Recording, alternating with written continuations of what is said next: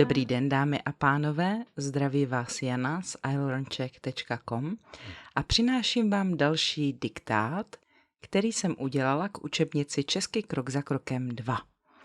Dnes to bude k lekci 4, jejíž téma je cestování včera a dnes. Postup už možná znáte. Nejdřív poslouchejte a přitom taky pište. Každou větu přečtu několikrát. Potom kontrolujte, co jste napsali a nakonec také čtěte nahlas. Jestli potřebujete, můžete video zastavit, zpomalit nebo zrychlit. Najdete to v YouTube nastavení rychlost přehrávání. Jestli se vám moje diktáty líbí, můžete mě podpořit. Buď přímo tady na YouTube, kde určitě dejte like, napište komentář, sdílejte, anebo se mi můžete odměnit přes Super Thanks. Také si můžete koupit nějaké materiály na mém e-shopu janaslav.cz, anebo mi můžete něco poslat přes PayPal. Katli/support Jana. Předem vám za to moc děkuju. A teď už jdeme na to. Takže poslouchejte a pište. Uslyšíte 10 vět. 1. Který dopravní prostředek je podle vás nejlepší? Který dopravní prostředek je podle vás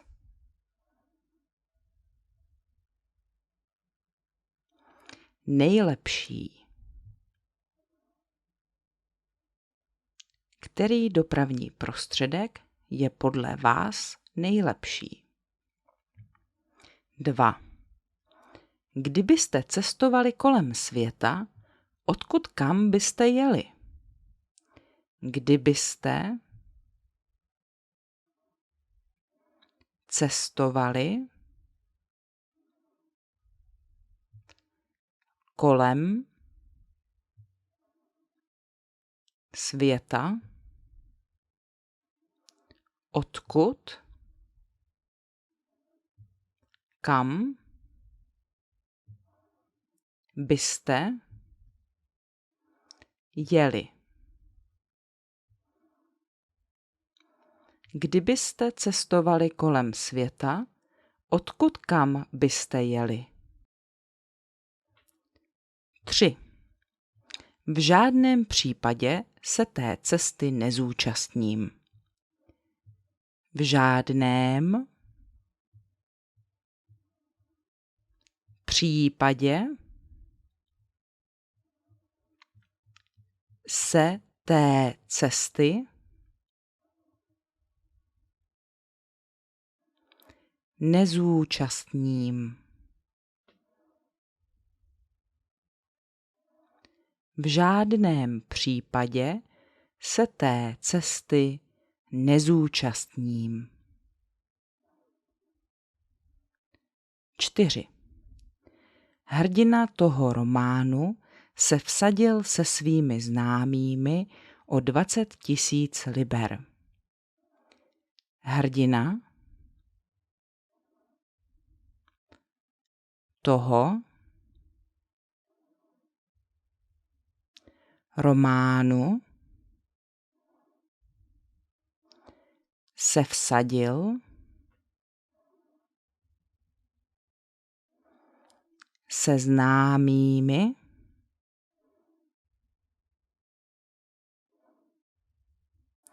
o 20 000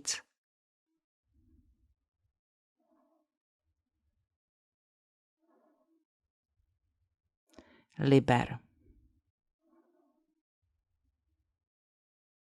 Hrdina toho románu se vsadil se známými o 20 000 liber.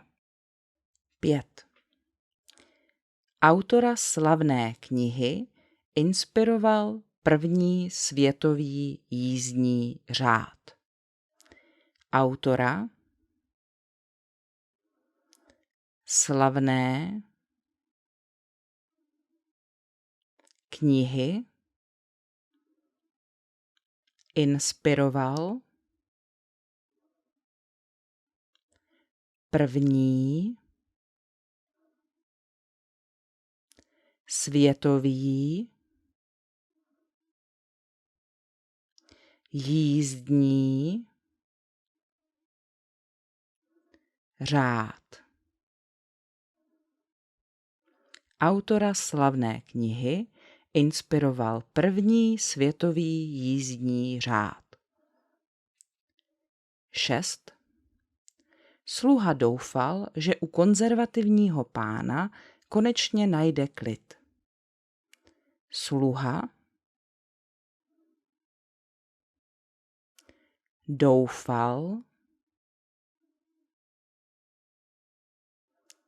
že u konzervativního pána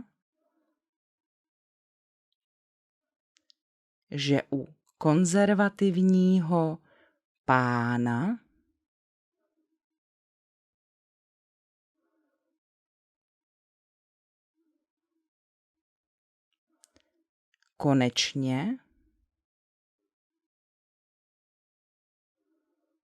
najde klid. Sluha doufal, že u konzervativního pána konečně najde klid. 7. Cestovatelům zkomplikoval cestu detektiv, který je pronásledoval. Cestovatelům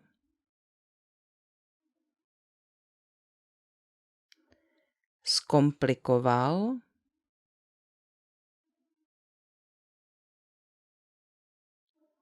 cestu detektiv,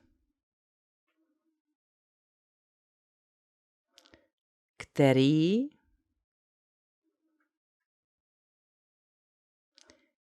je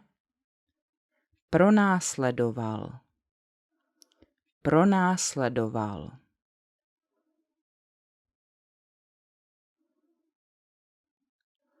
Cestovatelům zkomplikoval cestu detektiv, který je pronásledoval. 8. V Indii zachránili před smrtí krásnou Indku. V Indii zachránili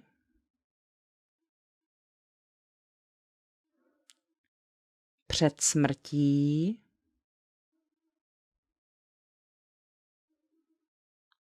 krásnou Indku. Krásnou Indku. V Indii zachránili před smrtí krásnou Indku. 9. Během dramatické cesty po Asii zažili další dobrodružství. Během dramatické cesty po Asii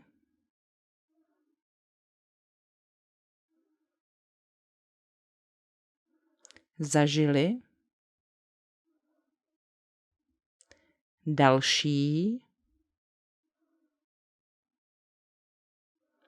dobrodružství. Během dramatické cesty po Asii zažili další dobrodružství. 10. Zdálo se, že je všechno ztracené, ale nakonec to dobře dopadlo. Zdálo se,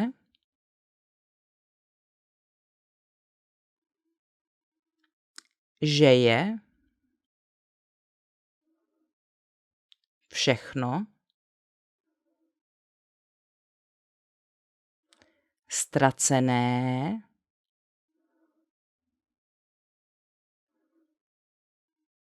ale nakonec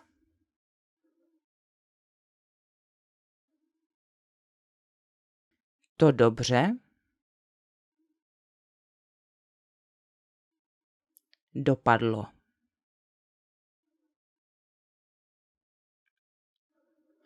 Zdálo se, že je všechno ztracené, ale nakonec to dobře dopadlo. Tak, to je všechno a teď budeme kontrolovat.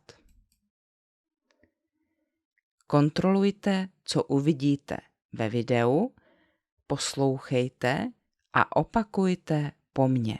Čtěte nahlas. 1.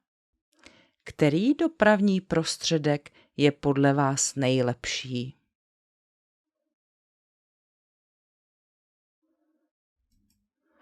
2.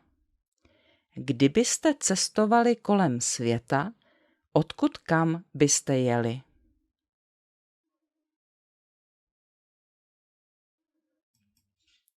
3.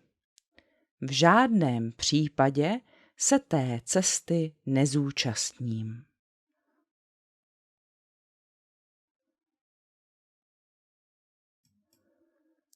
4. Hrdina toho románu se vsadil se známými o 20 000 liber.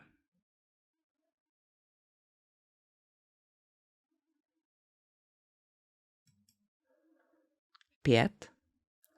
Autora slavné knihy inspiroval první světový jízdní řád.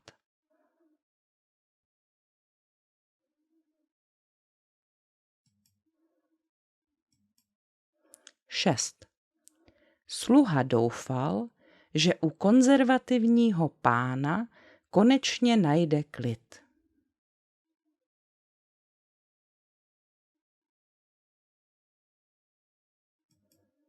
7.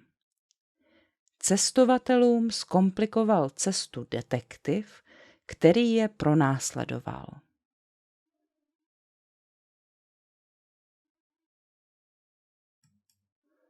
8. V Indii zachránili před smrtí krásnou Indku.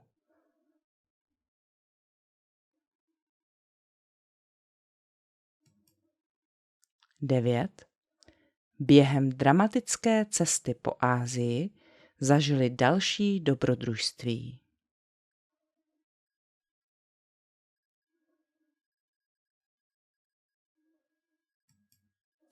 10. Zdálo se, že je všechno ztracené, ale nakonec to dobře dopadlo.